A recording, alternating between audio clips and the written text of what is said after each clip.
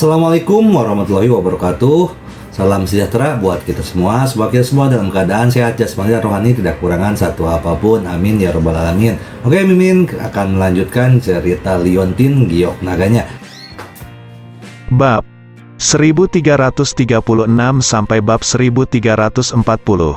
Ye Chong akhirnya sadar, menyeka hidungnya dengan cepat, dan berkata dengan wajah memerah, "Oh, ruangan ini benar-benar terlalu panas." Dengan pita kain diikat, Huang Kewei bahkan merasakannya Ye Chong mengintip. Tapi Huang Kewei menatap Ye Chong dengan hati-hati, dan menemukan bahwa dia tidak menarik kain itu. Kemudian, Ye Chong juga mulai melepas pakaiannya, dan melemparkannya ke dalam kotak di sebelahnya.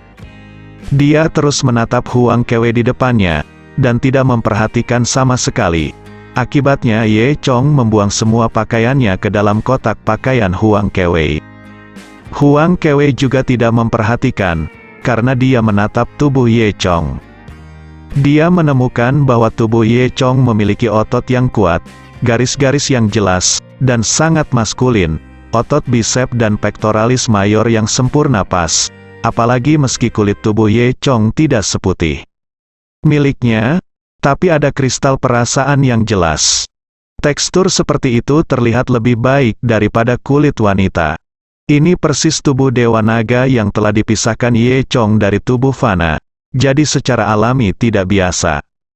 Huang tertegun untuk satu-satunya waktu, kemudian dia dengan cepat menundukkan kepalanya, tersipu malu, berpikir bagaimana dia bisa begitu mesum. Namun, dia dengan cepat mengangkat kepalanya lagi, dan mau tak mau menatap Ye Chong lagi.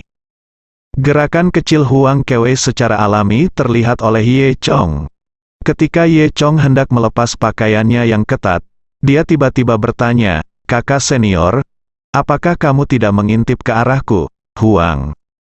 Kewei mendengar pertanyaan Ye Chong, dan dengan cepat berkata dengan perasaan bersalah, "Aku, bagaimana mungkin aku mengintipmu? Jangan membuat lelucon, apa yang kamu intip?" Kemudian, Huang Kewei segera menundukkan kepalanya dan berhenti menatap Ye Chong. Ye Chong memasukkan semua pakaiannya ke dalam kotak, dan masih tidak tahu bahwa semua pakaiannya ada di dalam kotak Huang Kewei. Dia memasukkan semua kotak itu didorong dia. Merasa seolah-olah seseorang di luar membuat "ya", dan kemudian mulai mengobrak-abrik pakaiannya.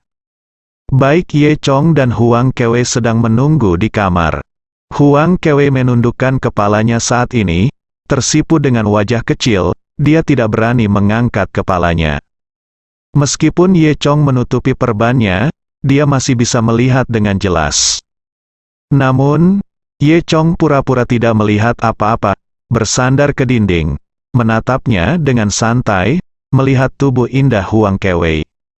"Nah, ini sangat bagus." Ye Chong terlihat gembira, dan mau tidak mau mengagumi. Huang Kewei tertegun. "Apa yang kamu katakan?" Ye Chong dengan cepat berkata. "Oh, saya ingat sosis merah besar yang saya makan kemarin, rasanya sangat enak." Saat dia berbicara, dia hanya mendengar 2 klik, dan pemeriksaan luar selesai. Dan dia mendorong kotak itu kembali, melihat sudah selesai. Huang Kewei segera keluar dari air dan berjalan ke kotaknya. Saat itu, Huang Kewei menemukan bahwa koper Ye Chong kosong, dan kopernya sendiri berisi pakaian mereka berdua. Apalagi saat dia cek tadi, semua pakaian mereka berantakan dan bercampur, bersama-sama. Huang hanya menginjak, "Oh, Ye Chong, kenapa kamu seperti ini? Mengapa Anda menaruh pakaian di bagasi saya?" Ye Chong menyentuh hidungnya dan berkata, Aku juga tidak memperhatikan." Huang Kewei mendengus, wajahnya memerah lagi ketika dia mengira celana dalamnya terjerat dengan milik Ye Chong. "Tidak mungkin, lebih baik aku memakai pakaianku sekarang." Jadi, Huang Kewei mulai memilih pakaiannya sendiri untuk dipakai. Dan Ye Chong juga mengambil pakaiannya dari dalam dan memakainya. Baru setelah Huang Kewei berpakaian, dia menghela nafas lega. Ketika dia melihat Ye Chong, dia kebetulan mengenakan pakaian terakhir di kepalanya dan memakainya. Pada saat ini, Huang Kewei tiba-tiba menemukan masalah. Tunggu, itu tidak benar, Ye Chong. Apakah matamu tidak ditutup? Ya, ada apa, Ye? Chong belum menemukan masalahnya. Baju kita semua bercampur jadi satu sekarang. Bagaimana kamu bisa begitu tepat? Kamu bisa mendapatkan pakaianmu sendiri setiap saat. Dan salah satunya tidak buruk, bisakah kamu melihatnya? Wajah tua Ye Chong memerah, memikirkan bagaimana dia lupa satu tunggul ini. Baru saja aku sibuk berpakaian. Tidak. Aku punya perasaan khusus untuk pakaianku. Kata Ye Chong. Huang Kewei mengertakkan gigi harimau kecilnya. Dia tidak bodoh. Bagaimana dia bisa mempercayai Ye Chong? Pasti kainnya kurang tebal. Ye Chong bisa melihatnya dari awal. Tapi dia tidak mengatakan apa-apa. Ini menunjukkan bahwa baru saja saya telah dilihat oleh Ye Chong. Huang Kewei sangat marah sehingga dia menginjak kakinya. Ye Chong, aku ingin membunuhmu. Ye Chong buru-buru membuka pintu dan lari. Oh, kakak senior Huang, aku bersalah, aku benar-benar tidak bisa melihat apa-apa. Saat ini, di depan pintu hotel, dalam kegelapan, ada dua orang berdiri. Salah satunya berwajah dingin dan bertubuh kekar, hanya menatap cahaya di dalam dengan dingin. Yang lainnya berpakaian putih dan berkata, Kakak Dafeng, mereka berdua ada di sini, ayo bergegas sekarang, bunuh mereka berdua. Yang berbicara tidak lain adalah Bai Qingliang. Dan berdiri di sampingnya adalah Sun Dafeng, master peringkat ketujuh di antara para murid pelataran luar. Sun Dafeng ini adalah seseorang yang ditemukan secara khusus oleh Bai Qingliang untuk membantunya. Ternyata Bai Qingliang telah mengetahui tentang misi Huang Kewei, dan dia membawa Ye Chong bersamanya. Dia diam-diam membenci Ye Chong di dalam hatinya untuk waktu yang lama, dan ingin membunuhnya dengan cepat. Namun, dia bukan lawan Huang Kewei, jadi dia menemukan Sun Dafeng, seorang master di antara murid-murid pelataran luar. Tentu saja, dia juga memberi Sun Dafeng banyak uang untuk mengundang Sun Dafeng keluar dari gunung. Keduanya diam-diam mengikuti Huang Kewei dan yang lainnya ke kota kecil Kaduer. Bai Qingliang berkata, Kakak Dafeng, biarkan aku membunuh Ye Chong. Ketika saatnya tiba, bantu aku menangani Huang Kewei itu. Tapi Kakak Dafeng, tolong jangan bunuh dia. Bai Qingliang berkata dengan sedih, Hei, gadis kecil ini, menurutku dia masih memiliki sedikit kecantikan. Sayang untuk membunuhnya jika dia tidak bermain dulu. Sun Dafeng tampak diam. Menonton di kamar hotel, dia berkata dengan dingin, jangan lakukan apapun hari ini, tunggu kesempatannya. Faktanya, Sun Dafeng berjanji pada Bai Qingliang untuk datang ke sini. Pertama, Bai Qingliang memberinya banyak manfaat, hadiah untuk tugas dalam game adalah sangat kaya. Bahkan, Sun Dafeng pun tergerak dan ingin menyelesaikan tugas Huang Kewei. Karena itu, dia tidak ingin melakukannya sekarang. Dia ingin menggunakan tangan Huang Kewei untuk menemukan mayat kristal Gletser, dan setelah mendapatkan senjata ajaib, dia mengambilnya. Pada saat itu, hidup dan mati orang-orang ini tidak ada hubungannya dengan saya. Tapi Bai Qingliang tidak mau melakukan itu, dia hanya ingin membunuh Ye Chong secepat mungkin. Itu bukan untuk membalaskan dendam keluarga Bai, tapi karena Ye Chong membuatnya kehilangan muka di depan banyak murid di halaman luar. Selain itu, dia ingin memberi Huang Kewei lebih banyak lagi. Jadi, dia sedikit tidak sabar. Bai Qingliang bertanya, Kakak Dafeng, mengapa ini? Sun Dafeng berkata, jangan khawatir, cepat atau lambat anak itu akan dibunuh olehmu sendiri. Tetapi, sekarang tidak cocok. Sun Dafeng tidak banyak bicara, berbalik dan pergi. Kakak Dafeng, jangan pergi, kata Bai Qingliang. Jika kamu ingin mengikutiku, ikuti aku. Jika kamu tidak mau, maka kamu dapat membalas dendam pada mereka sendiri. Setelah mengatakan itu, Sun Dafeng berbalik dan pergi. Bai Qingliang menatap punggung Sun Dafeng dan menggertakkan giginya dengan kebencian. Namun, dia sama sekali bukan lawan Sun Dafeng, dan dia masih menunjuk Sun Dafeng untuk membantunya. Oleh karena itu, Bai Qingliang tidak punya pilihan selain pergi dari sini bersama Sun Dafeng. Namun, sebelum pergi, Bai Qingliang diam-diam membuat beberapa trik. Dia diam-diam melemparkan boneka kain yang terlihat seperti boneka matahari Jepang ke pintu hotel. Saat ini, di kamar di lantai 2 hotel, Ye Chong sedang duduk di samping tempat tidur, menggosok bahu yang pegal yang baru saja dipukul oleh Huang Kewei. Jika dia tidak mengeluarkan 5 pil dan memberikannya kepada Huang Kewei pada saat kritis, saya khawatir dia benar-benar akan dipukuli sampai mati oleh Huang Kewei saat ini. Huang Kewei duduk bersila di tempat tidur, dengan rambut basah, handuk putih melingkar, dan beberapa tetes air di kulitnya yang putih. Di mana kedua kaki panjangnya meringkuk, dan kedua kaki kecil yang putih dan lembut itu terlihat, yang terlihat agak halus dan memikat. Dia sangat puas, melihat 5 pil di tangannya. Huang Kewei berkata, "HMPH, mari kita lihat apakah kamu masih berani mengintip. Jika ada waktu berikutnya, aku akan mengalahkanmu sampai mati. Tidak ada pil yang akan bekerja." Ye Chong menghela nafas sambil menggosok bahunya. "Tidak ya. Tidak lebih. Juga, aku akan tidur di tempat tidur. Kamu akan tidur di lantai. Jika kamu berani naik ke tempat tidur, aku akan memukulmu sampai mati," kata Huang Kewei lagi. Ye Chong tidak punya pilihan selain mengikuti pengaturan Huang Kewei. Ye Chong berkata, "Kakak Huang, bahkan jika kamu tidur di tanah, bukankah seharusnya kamu memberiku kasur?" Huang Kewei mendengus, "Tidak. Siapa yang menyuruhmu, cabul, untuk mengintipku? Ini hukuman untuk kamu, tidur saja di tanah." Ye Chong benar-benar tidak bisa tertawa atau menangis. Dia tidak punya pilihan selain duduk bersila di tanah dan beristirahat. Pada saat ini, malam semakin dalam, dan cahaya bulan yang dingin bersinar melalui jendela. Ye Chong tidak tertidur, tapi Huang Kewei tidur nyenyak.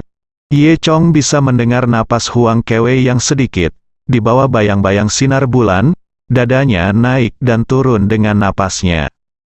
Bahkan di bawah bayang-bayang cahaya bulan yang redup, hanya setengah dari wajah Huang Kewei yang bisa terlihat samar-samar, namun tetap tidak membuat orang terpesona.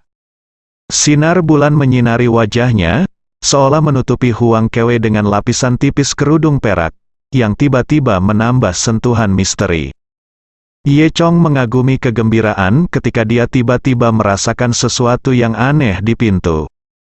Segera setelah itu, bayangan hitam muncul dari pintu. Kelompok bayangan hitam ini sangat aneh, seperti manusia tetapi bukan manusia. Di tengah bayangan hitam, ada 2 mata dan mulut yang berlumuran darah. Ciri yang paling khas adalah warna merah terang mirip blush on di kedua sisi mulutnya. Sekilas Ye Chong tahu bahwa ini adalah boneka dari kerajaan Wa. Ye Chong mengerutkan kening, mengapa benda ini muncul di sini? Saat berada di Gunung Longhu, Yuan Meyer pernah berbicara dengannya tentang seni hantu di dunia. Nyatanya, guru surga di Gunung Longhu mempraktikkan keajaiban jalan dewa, membunuh iblis dan iblis, untuk menyelamatkan manusia. Sejalan dengan itu, di dunia ini, ada teknik hantu yang tak terhitung jumlahnya, yang secara khusus digunakan untuk menyakiti orang. Di antaranya, yang paling serius adalah santet dan guna-guna di beberapa negara Asia Tenggara. Di antara mereka, teknik boneka hantu negara Jepang sangat terkenal, dan sangat berbahaya. Teknik wayang hantu adalah menumbuhkan hantu kecil pada boneka wayang, dan setelah diberi makan menjadi boneka untuk mencelakakan orang. Ketika Ye Chong sedang berpikir liar, dia melihat boneka itu pertama kali melayang ke arah Huang Kewei di dalam ruangan.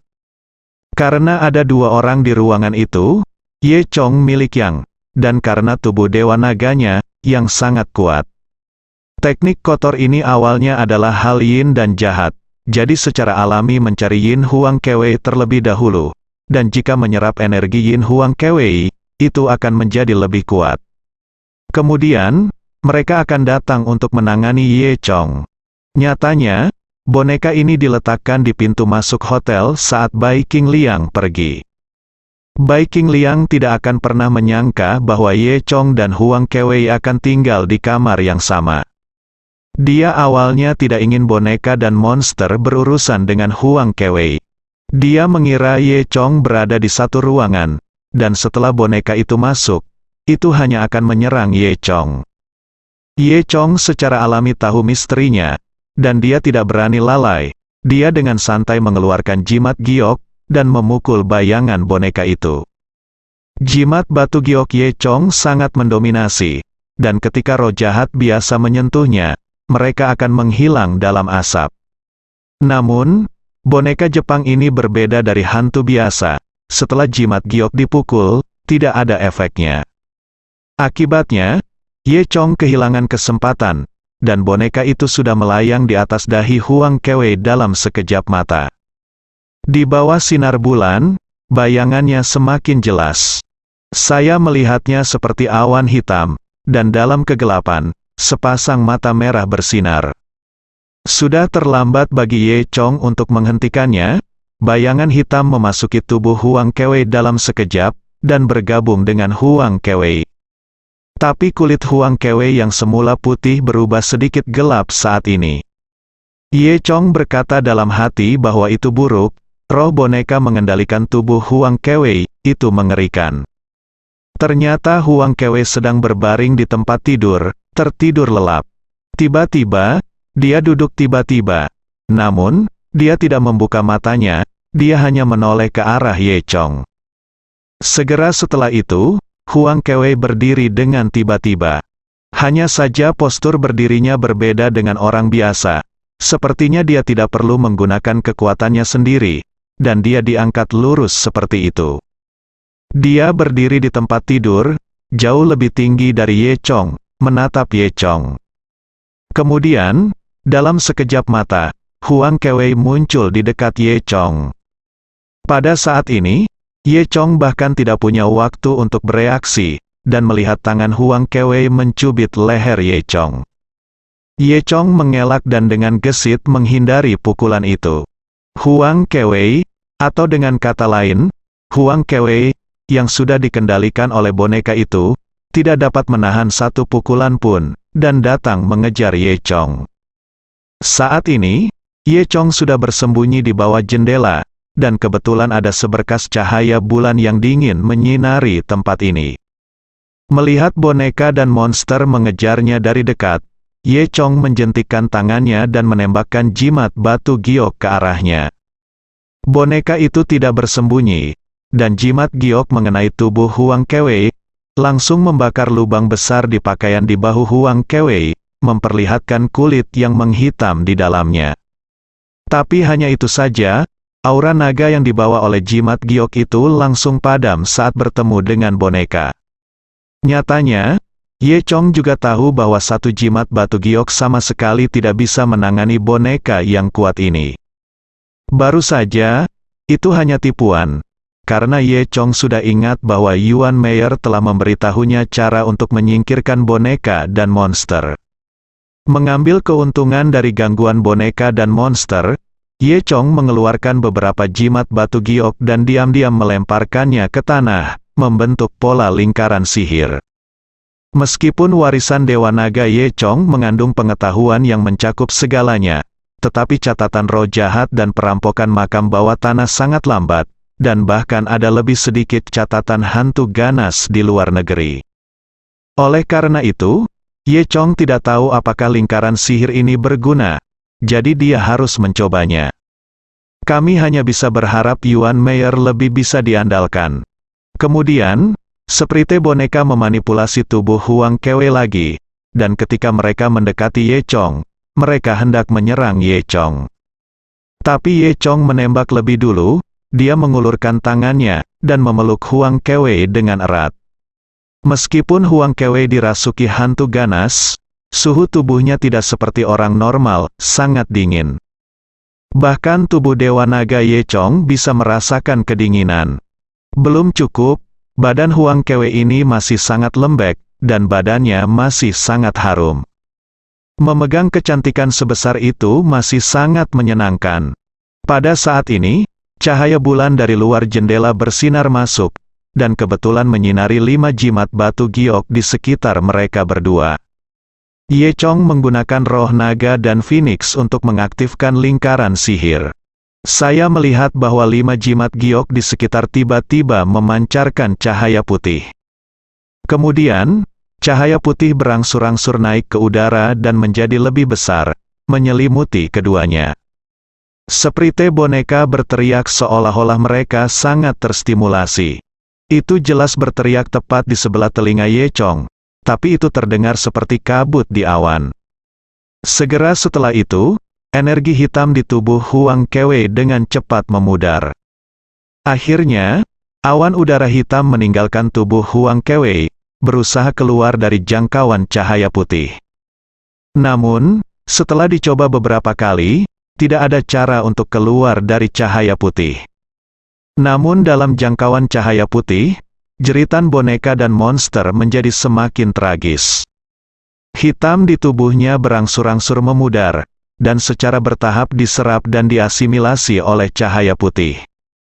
Dalam waktu kurang dari 1 menit, boneka dan monster itu benar-benar menghilang. Apa yang Ye Chong gunakan adalah lingkaran sihir dengan bantuan cahaya bulan, dan itu juga merupakan metode untuk menghadapi boneka dan monster. Ye Chong menghela nafas lega saat melihat boneka dan monster menghilang. Saat ini, Huang Kewe juga bangun dengan santai. Setelah dia bangun, di bawah sinar bulan, dia mendapati dirinya berdiri di tempat tidur dengan bodohnya. Apalagi sepertinya ada yang menggendongnya, tapi dadanya cukup keras. Huang Kewe tidak bisa menoleh sebentar, berpikir, siapa yang memeluknya? Dada yang keras, otot yang kuat, namun, dia berubah pikiran. Tidak, bagaimana mungkin seseorang memeluknya, bagaimana dengan dia? Pada saat ini, dia sadar, mendorong pihak lain menjauh, dan menemukan bahwa itu adalah Ye Chong. Ye Chong, kamu bajingan kecil, apa yang kamu lakukan saat aku tidur? Aku sudah melihat bahwa kamu memiliki masalah. Wajah Huang Kewe memerah karena marah. Melihat ini, Ye Chong dengan cepat menjelaskan, Kakak Huang, dengarkan aku, masalahnya seperti ini ya. Aku tidak mau mendengarkan, dasar bajingan tua, kamu benar-benar pergi tidur dan menjemputku saat aku sedang tidur. Kamu masih ingin memelukku seperti ini di bawah sinar bulan?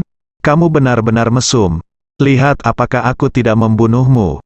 Dasar bajingan kecil hari ini. Setelah mengatakan itu, Huang Kewe hendak melakukannya, Ye Chong melarikan diri beberapa langkah dengan cepat.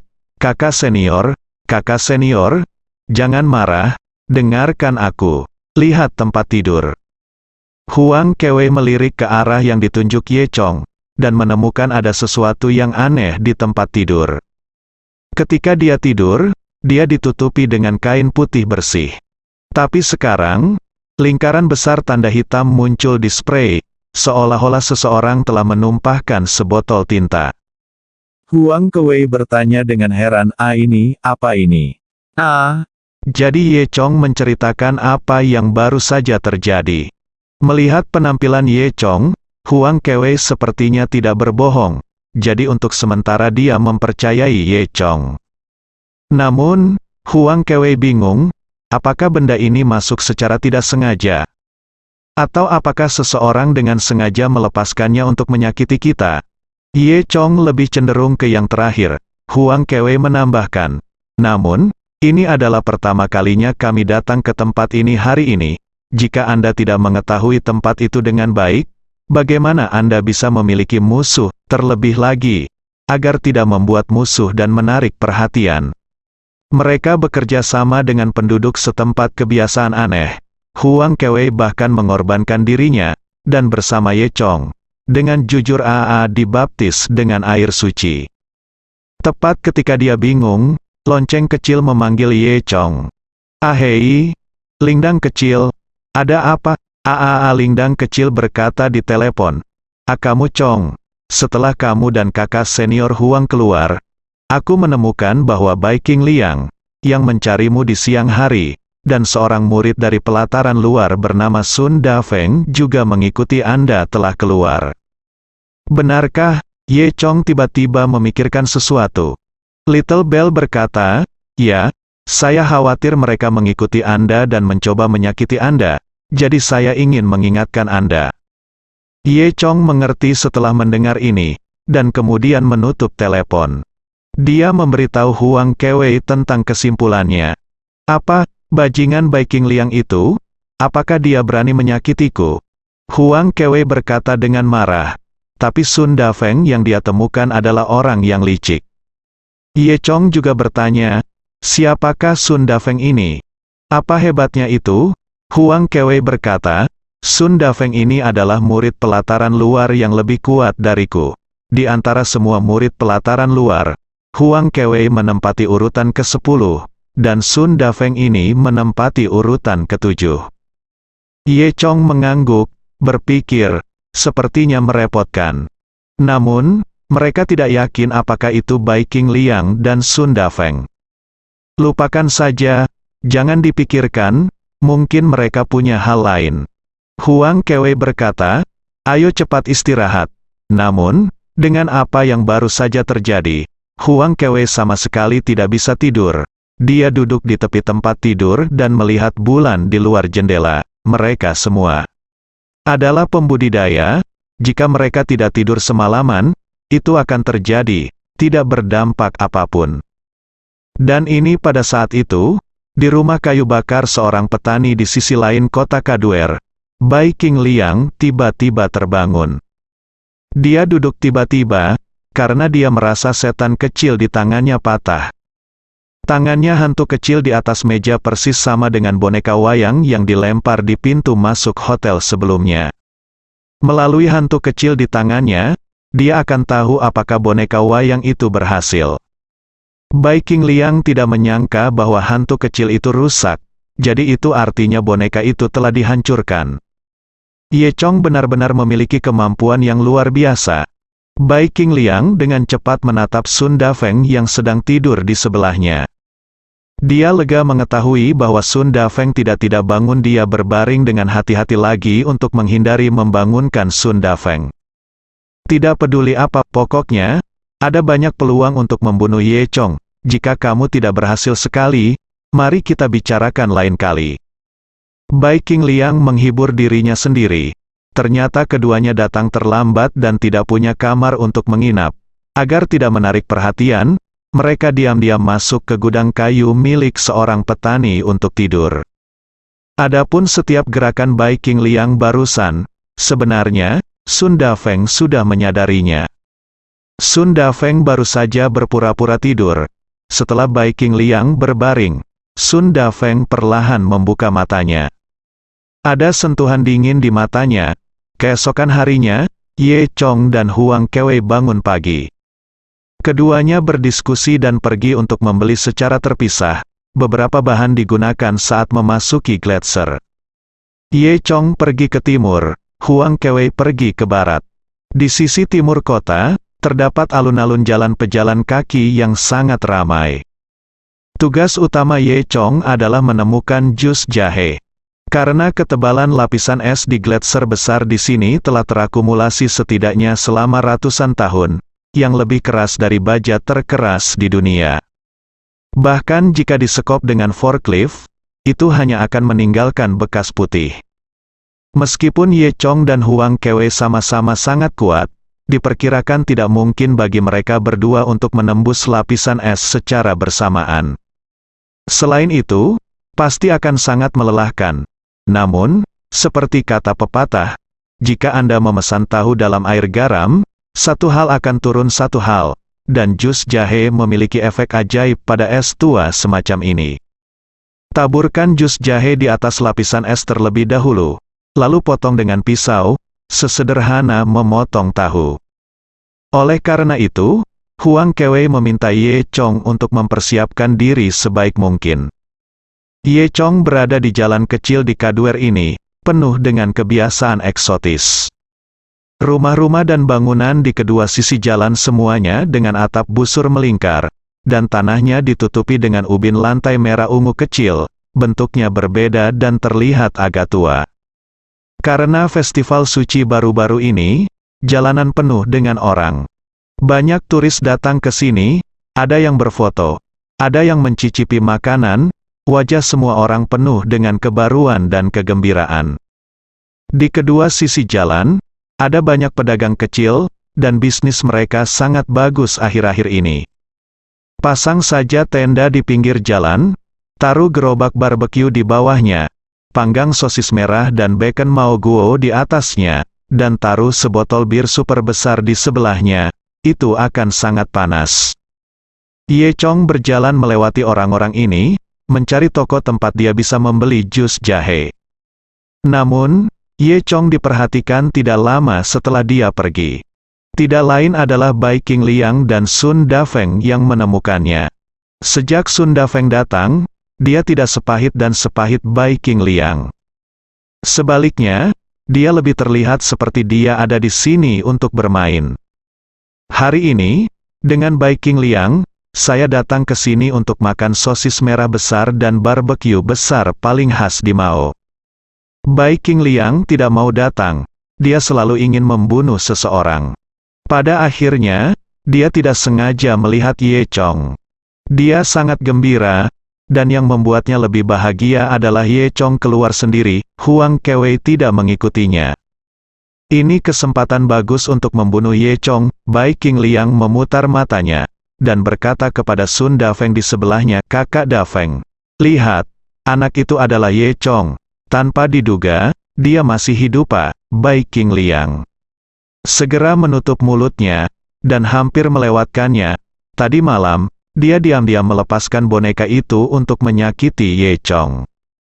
Adapun Sun Dafeng, yang sedang makan barbeque besar di sampingnya, dia sepertinya tidak peduli dengan apa yang dikatakan Bai Qingliang. Bai Qingliang segera mengubah kata-katanya, "Ye Chong ini ada di sini sendirian, ini benar-benar kesempatan yang bagus, aku akan pergi dan membunuhnya sekarang." Untuk sementara, Huang Kewei itu akan muncul. Jika Huang Kewei muncul, Saudara Dafeng, Anda harus membantu saya melawannya. Berkata, Bai Qingliang tidak menunggu jawaban Sun Dafeng, berpura-pura sangat cemas, dan berbalik, dalam sekejap, kejar Ye Chong. Nyatanya, Bai Qingliang melakukannya dengan sengaja, berpura-pura sangat cemas. Dia tidak takut kehilangan Ye Chong, tapi dia tidak ingin memberi Sun Dafeng kesempatan untuk menghentikannya. Karena Bai Qingliang tahu bahwa Sun Dafeng tidak akan pernah membiarkannya melakukannya. Tujuan kedatangan Sun Dafeng ke sini adalah untuk menggunakan tangan Huang Kewei untuk menyelesaikan misi dari Glacier Crystal Corps, sehingga dia bisa mendapatkan keuntungan darinya. Oleh karena itu, dia tidak ingin menakut-nakuti ular itu sekarang, dan dia tidak ingin menyerang Huang Kewei dan Ye Chong. Namun, Bai Qingliang hanya ingin membunuh Ye Chong dan kemudian bergegas. Karena itu, jika dia menunggu sampai Sun Dafeng berbicara, dia pasti akan menghentikan dirinya sendiri. Bai Qingliang tidak menunggu Sun Dafeng berbicara, dan bergegas keluar tanpa memberinya kesempatan. Sebenarnya, bagaimana mungkin Sun Dafeng tidak melihat pemikiran kecil Bai Qingliang? Sun Dafeng mendengus dingin, dan ada secercah kedinginan di matanya. Di sisi ini, Ye Chong sudah sampai di ujung jalan kecil, tapi dia tidak bisa menemukan toko yang menjual jus jahe. Namun, dia sudah menyadari keanehan di belakangnya. Seseorang mengikutinya, Ye Chong tetap tenang dan mempercepat langkahnya. Tidak lama kemudian, dia datang ke tempat yang relatif terpencil. Dan Ye Chong menemukan bahwa orang di belakangnya masih mengikutinya dengan tidak tergesa-gesa. Ye Chong tidak menyingkirkannya, yang menunjukkan bahwa orang di belakangnya pasti seorang master. Setelah itu, Ye Chong tiba-tiba menoleh, dan melihat bahwa berdiri tidak jauh di belakangnya tidak lain adalah Bai Qingliang. Bai Qingliang menatap Ye Chong dengan seringai di wajahnya, dan berjalan menuju Ye Chong. Ye Chong tiba-tiba menyadari, itu benar-benar dia. Sepertinya tadi malam, mereka membuat perkiraan yang bagus. Orang yang meletakkan boneka itu juga Bai Qingliang. Melihat Bai Qingliang semakin dekat dan dekat dengannya, hati Ye Chong bergerak, dan dia mengelak ke sebuah gang kecil di sebelahnya. Level Bai Qingliang ini lebih tinggi dari miliknya. Ini adalah danau, hasil Ye Chong mungkin tidak diketahui. Apalagi, Xiao Lingdang kemarin juga mengatakan bahwa Bai Qingliang masih memiliki pembantu.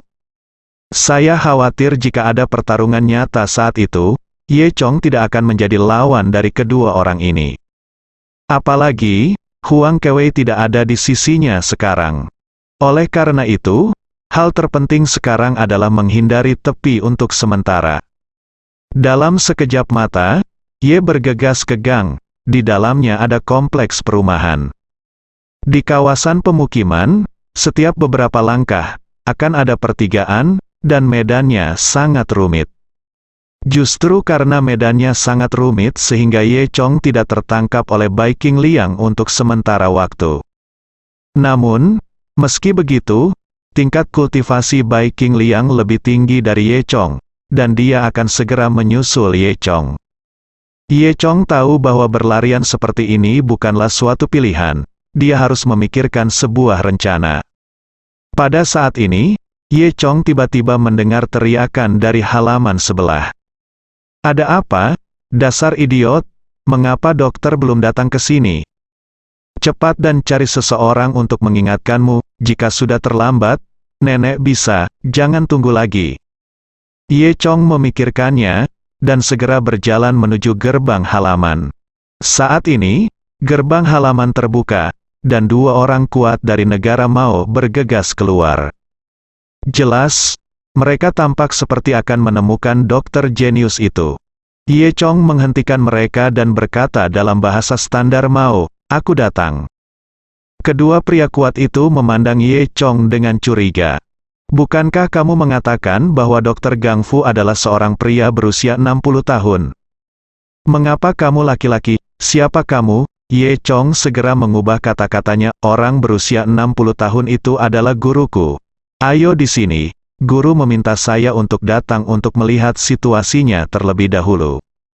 Kedua pria kuat itu tinggi dan kuat, tetapi IQ mereka tidak tinggi. Jadi mereka dengan mudah mempercayai kata-kata Ye Chong, dan kemudian membawa Ye Chong ke halaman. Ye Chong diam-diam menghela nafas lega. Bagaimanapun juga, mari kita hindari Bai Qingliang dulu. Saya melihat bahwa halaman itu penuh dengan orang. Ini adalah halaman yang sangat luas.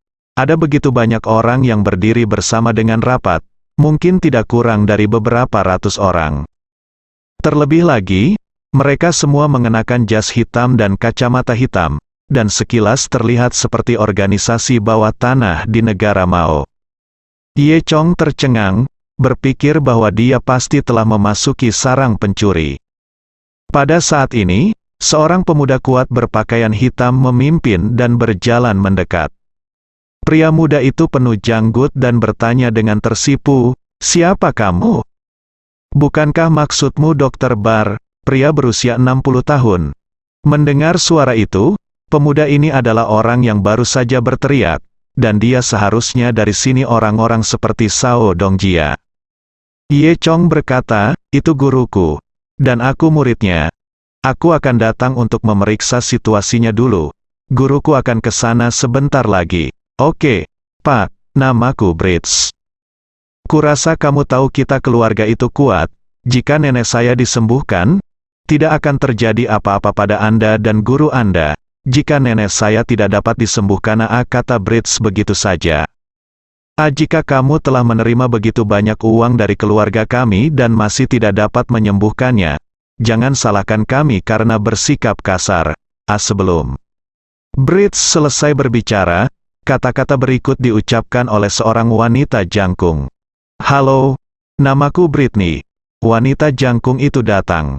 Dia adalah kakak perempuan Brits, dan seperti gadis desa Mao biasa, dia mengenakan rok kulit kecil, memperlihatkan sepasang kaki panjang, Rambutnya diwarnai semacam lavender, dan wajahnya sangat cerah. "Halo, namaku Ye Chong, dan aku murid Dr. Gang Fu," kata Ye Chong sambil tersenyum. Ye Chong, nama yang aneh, Britney berkata. Apakah kamu dari timur?" Ye Chong mengangguk. Saat mereka berbicara di dalam, Bai Qingliang sudah mengejarnya di luar halaman. Bai Qingliang sedikit terkejut. Dia melihat sekeliling, tapi Ye Chong telah menghilang. Bagaimana ini bisa terjadi? Dia tahu bahwa dia lebih kuat dari Ye Chong, dan bahkan di medan yang sulit, dia tidak akan kehilangan Ye Chong. Bai Qingliang berdiri di tempat dia mengikuti Ye Chong, melihat ke kiri dan ke kanan, dan melihat halaman. Satu-satunya kemungkinan adalah Ye Chong masuk ke halaman. Setelah itu, Bai Qingming berjalan ke pintu dan mengetuknya. Pintu terbuka, dan Blitz keluar bersama seseorang. Blitz mengira itu adalah seorang dokter jenius yang datang, jadi dia berlari dan menabrak. Tetapi ketika dia keluar, ternyata itu adalah Bai Qingliang. Blitz sedikit marah dan bertanya, "Kamu siapa? Apa yang kamu lakukan?" Bai Qingliang berkata, "Hai, saya mencari seseorang. Saya punya teman, dia mungkin secara tidak sengaja masuk ke halaman Anda. Dia tentang ukuran yang sama denganmu, gemuk dan kurus rata-rata, dan matanya relatif besar." Sebelum Bai Qingliang selesai berbicara, Blitz menjadi tidak sabar. "Kami adalah wilayah keluarga B. Bagaimana orang luar bisa masuk begitu mudah? Keluar dari sini, jangan bicara omong kosong. Hati-hati, aku akan membunuhmu dengan satu tembakan." Tepat ketika Blitz selesai berbicara, selusin orang di belakangnya semua mengeluarkan senjata mereka dengan cara mencicit. Orang-orang setingkat Bai Qingliang secara alami tidak peduli dengan senjata ini. Namun, Bai Qingliang memikirkannya, lebih baik tidak menimbulkan masalah. Dia mendengus dan pergi mencari Ye Chong di tempat lain. Setelah Blitz dan yang lainnya mengusir Bai Qingliang, mereka menutup pintu lagi. Kemudian, Blitz bertanya kepada Ye Chong, "Tuan Ye, mengapa dokter belum datang ke sini?" "Sudah lama sekali." Ye Chong menyentuh hidungnya dan berkata, Tunggu sebentar, dia akan ada di sini segera. Jika tidak, saya akan keluar dan mencarinya." Melihat bahwa Bai Qingliang sudah pergi, Ye Chong awalnya ingin menggunakan alasan mencari guru untuk menyelinap keluar dari halaman dan melarikan diri. Di luar dugaan, orang-orang mau juga sangat antusias dan menolak melepaskannya. Blitz melambaikan tangannya, "Tidak, saya akan mengirim seseorang untuk menemuinya di pintu." Sementara semua orang berbicara, dua orang Mao yang menunggu di pintu kembali, dan mereka memimpin seorang lelaki tua. Lelaki tua itu tampak berusia lebih dari 60 tahun, membawa kotak obat besar. Dia sepertinya adalah dokter yang mereka tunggu-tunggu. Melihat lelaki tua itu masuk, Britney dan Blitz pergi menemuinya. "Oh, kamu pasti dokter yang digosipkan, senang bertemu denganmu," kata Blitz. "Halo, dokter bartender, kami sudah menantikannya. Dan akhirnya kamu datang, tolong obati nenek kami dengan cepat, dia sudah sangat serius sekarang," kata Britney. Orang yang dikenal sebagai Dr. Gang Fu mengangguk, dengan tenang, dan berkata, "Jangan khawatir, dengan saya di sini, nenek Anda akan baik-baik saja." "Bersyukurlah," kata Britney. Pelayan dokter berkata, "Oke, ayo masuk dan lihat. Omong-omong, Anda dapat menemukan seseorang untuk membantu saya," Blitz berkata. Pelayan dokter, "Bukankah murid Anda ada di sini? Biarkan saja dia datang untuk membantu saya." "Kamu?" Dokter tertegun. "Oh, murid saya, murid saya. Saya belum pernah punya murid." Pada saat ini, Blitz dan Britney juga tercengang. Dia menatap Ye Chong. Dokter Barman, bukankah dia muridmu?" tanya Blitz sambil menunjuk Ye Chong. Pelayan dokter menggelengkan kepalanya dan berkata, "Aku sama sekali tidak mengenalnya." "Siapa dia?" Blitz bertanya-tanya. dan bertanya kepada dua orang yang baru saja membawa Ye Chong, bagaimana anak ini bisa masuk. Keduanya berkata, itu di pintu. Aku melihatnya dan membawanya masuk. Setelah mendengar ini, Brits berteriak, bodoh. Kemudian, dia menatap Ye Chong dengan marah, nak, lebih baik kamu jelaskan padaku dengan jelas. Bukankah kamu bilang kamu murid Dr. Gang Fu? Apa yang terjadi? Ye Chong berkata dengan tatapan polos, aku memang murid dokter, saya tidak mengenal saya. Itu hanya bisa menjelaskan satu masalah. Dia sama sekali bukan dokter sungguhan. Apa? Semua orang tercengang. Dokter tidak senang saat ini, nak. Apakah kamu menanyaiku? Kamu bilang aku bukan aku. Pada saat ini, Britney memandang Brits dan berkata, kamu tidak menemukan dokternya. Brits merentangkan tangannya dan berkata, aduh mbak, maaf banget, lupa lihat fotonya. Ternyata dokter ini dikenalkan oleh teman Brits. Ketika Brits mendengar bahwa dia adalah seorang dokter ajaib, dia meminta informasi kontaknya dan meminta dokter ajaib itu untuk datang. Akibatnya, Brits bahkan tidak bertanya kepada temannya seperti apa rupa dokter barbar itu. Jadi, baru sekarang hal seperti ini terjadi. Britney memutar matanya, pria tidak berguna. Saat ini, bartender dokter berhenti. Kamu berani menanyaiku? Sebagai dokter ajaib paling terkenal di Kaduer, kamu benar-benar mengatakan aku palsu. Aku sangat marah, Britney. Brits, dan yang lainnya menggaruk-garuk kepala, tak berdaya. Saat ini, hanya teriakan menyakitkan yang terdengar dari dalam ruangan.